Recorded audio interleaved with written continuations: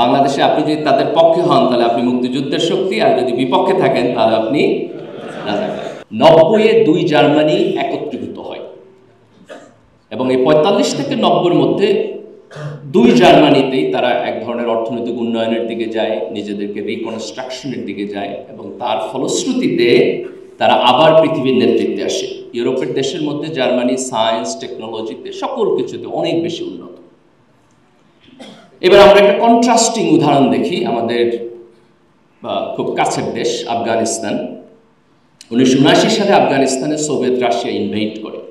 Russian আগ্রাসনের বিপক্ষে সংগ্রাম শুরু হয়, মুজাহিদদের সংগ্রাম শুরু হয় এবং এই সংগ্রামে আমেরিকা এবং পাকিস্তান তাদেরকে সহায়তা করে।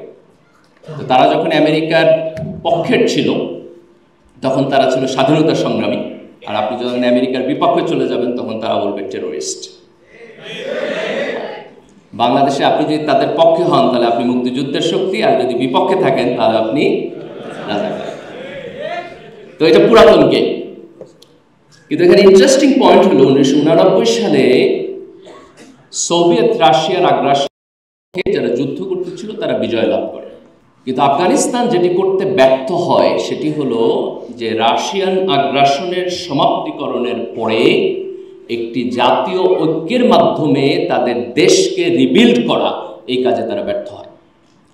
যারা ওয়ার লর্ড ছিল, যারা এই যুদ্ধে অংশগ্রহণ করছে, তারা একজন আর একজনের সাথে ইনফাইটে জড়িয়ে পড়ে, 2-3টা গ্রুপ হয়।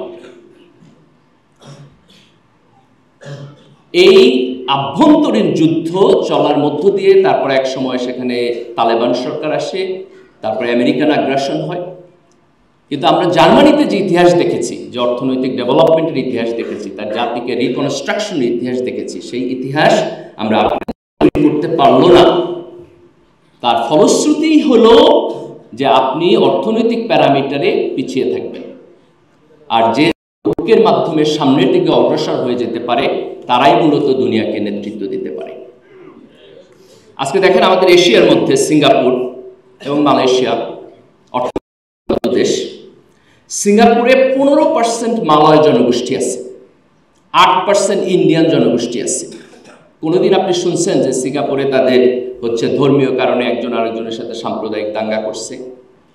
আজকে মালয়েশিয়াতে দেখেন, মালয়েশিয়াতে 24% চাইনিজ পপুলেশন আছে। তো সেখানে মালয় এবং চাইনিজ তার একসাথে বসবাস করছে।